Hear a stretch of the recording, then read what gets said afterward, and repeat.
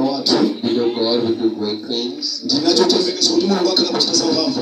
But we're going to prepare our hearts for what the Lord will do.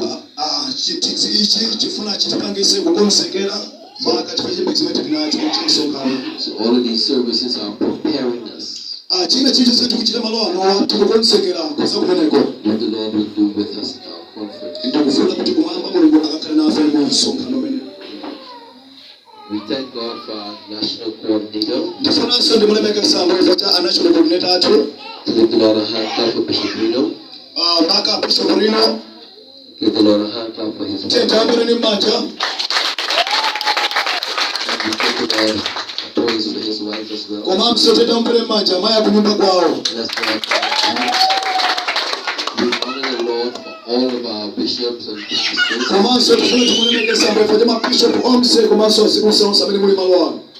Their wives and all of them. All of you that are here from everywhere, we thank God for each of you. And you are welcome to be with us tonight. Give yourself a round of applause.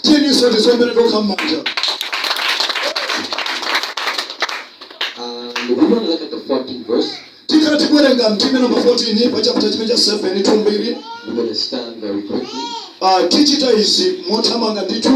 And we want to read in English. And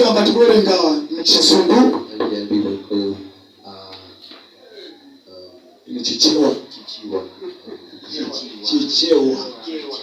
yes. Stand to your feet. 2 Chronicles chapter 7 verse 14. You find these words recorded. Let's begin. Let's start at verse 12. The Bible declares, and the Lord appeared to Solomon by night and said unto him, I have heard your prayer, and I have chosen this place to myself for a house of sacrifice. Verse number 12. Ndipo Yehova aonekera kwa Solomoni usiku, nanena nawe, ndamva pemphero lako. Ndadzisankhira malo ano akhale nyumba ya nsembe.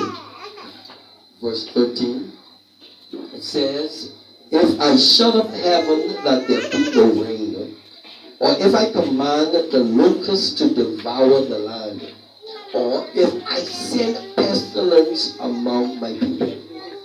Verse number 13. Ndikatseka kumwamba kuti pasakale mvula, kapena ndikalamulira tsombe, lite zapatsiko, kapena ndikatumiza mulili mwa anthu anga. Verse 15.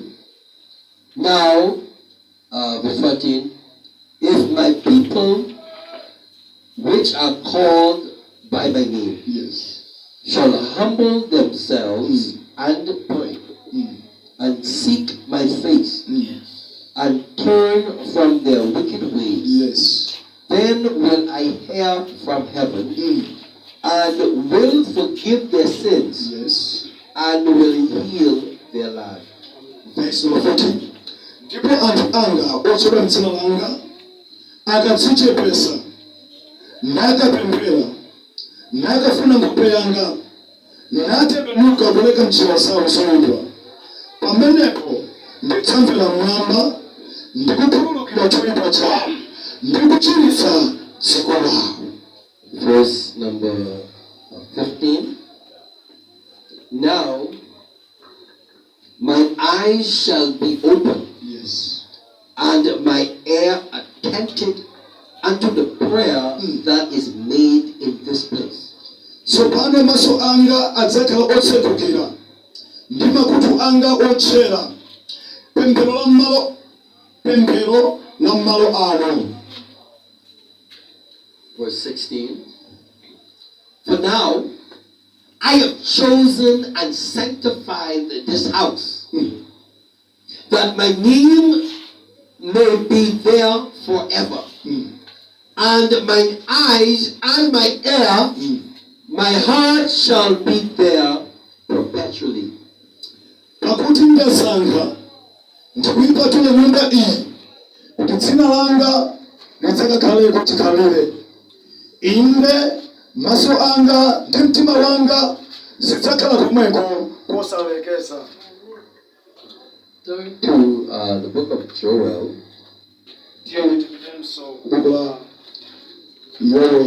And we want to look just at a few verses.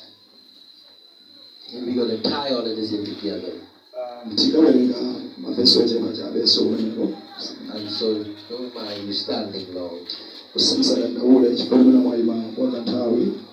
It says, verse 1 of Joel chapter 1, the word of the Lord that came to Joel, the son of Pethiel. Verse 2, hear this, ye old men, and give ear, all ye inhabitants of the land. Has this been in your days, or even in the days of your father? Verse 1 and 2. Joel. Malawi apalowero mwana wakati imvani ichi akulu inu nimuchere kutu inu mwense okhala mtsiko